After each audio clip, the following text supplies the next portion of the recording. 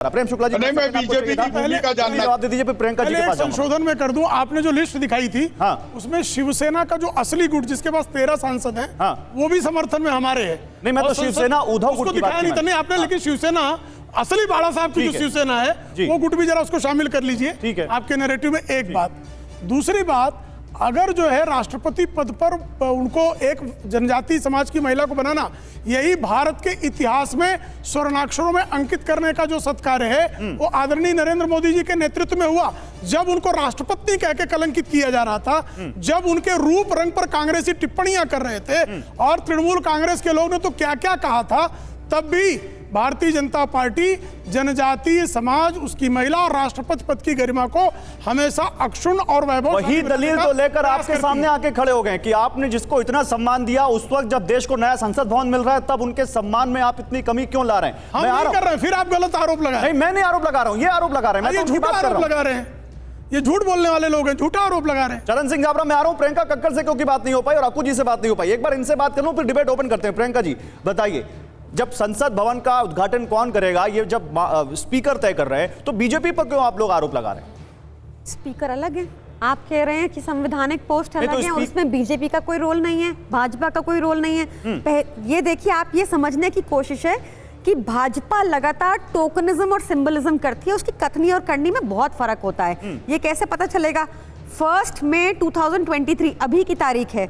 इनके नेता हैं नंद कुमार साई, छत्तीसगढ़ के, जो आदिवासी जाति से आते हैं और उन्होंने इसलिए रिजाइन कर दिया क्योंकि पार्टी उनका लगातार तिरस्कार करती है, उन पार्टी के लोग उनका लगातार तिरस्कार करते हैं। रामनाथ कोविंद को इन्होंने प्रेसिडेंट बनाया, राम जन्मभूमि में पूजा में वो इनवाइटेड नहीं थे। सीमा पात्रा है इनकी नेता भाजपा की, जिनके ऊपर एलिगेशन लगा था, आपको याद होगा, एक सुनीता नाम की लड़की थी जिसको जलाया गया, जो आदिवासी समाज से आती थी, जिससे अपना टॉयलेट जीप से साफ कराया गया। ये है भाजपा की मानसिकता। मुझे पूरी बात करने दीजिए। सवाल सुन लीजिए। आप लोगों ने आदिवासी समाज की महिला है हमारी राष्ट्रपति, इसलिए इतनी बात कही।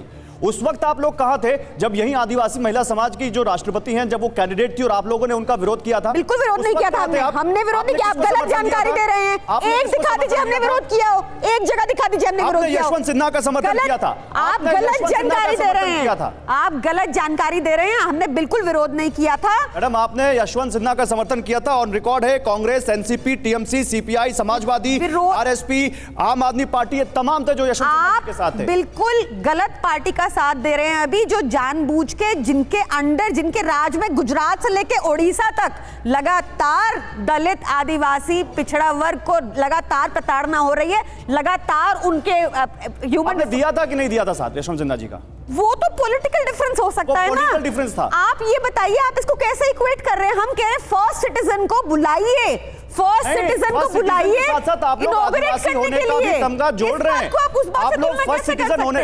अच्छा चरण, आकू जी मैं आ रहा हूं। आकू जी, अभी कह रहे हैं आप फर्स्ट सिटीजन, अभी इससे पहले जब मैं ये बात नहीं पूछ रहा था तब कह रहे थे कि आदिवासी समाज की महिला हमारी राष्ट्रपति, उनको आप क्यों नहीं बुला रहे? एक मिनट, दो बातें हैं, लेकिन आपने वहां पर अभी गिनाया ना कि बीजेपी के राज में कैसे आदिवासी नेता ने रिजाइन किया, कैसे वहां पर आदिवासियों पर अत्याचार हो रहा है, और जब वही बीजेपी आदिवासी समाज की एक महिला को राष्ट्रपति बनाने के लिए चुनाव में लेकर आई तो आप लोगों ने उनका समर्थन नहीं दिया, आप लोग दूसरी तरफ चले गए। आकू जी,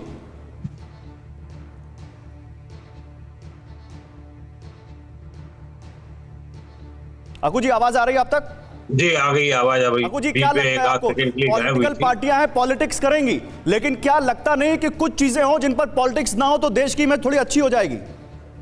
देखिए, ऐसा है, अगर यही संसद भवन का उद्घाटन जो है वो 2025 में होता तो मुझे नहीं लगता कि कोई इसको लेकर के विवाद होता, क्योंकि तब कोई तत्काल चुनाव नहीं होते थे। चुनाव होना है 24 को, तो 24 के चुनाव में जो जो चीजें अगर किसी भी संदर्भ में आएंगी और उसमें किसी भी हिस्से से, किसी भी कोण से प्रधानमंत्री को या भारतीय जनता पार्टी को थोड़ा लाभ मिलता हुआ नजर आएगा या कोई उनकी छवि पर थोड़ा प्रभाव पड़ेगा, उसको लेकर के विवाद होना ही होगा। ये बात सही है कि ऐसी स्थिति में इसकी संवैधानिक स्थिति क्या कहलाती है, जुडिशरी क्या कहलाती है, लेजिस्लेचर क्या कहलाता है, एग्जीक्यूटिव क्या कहलाती है,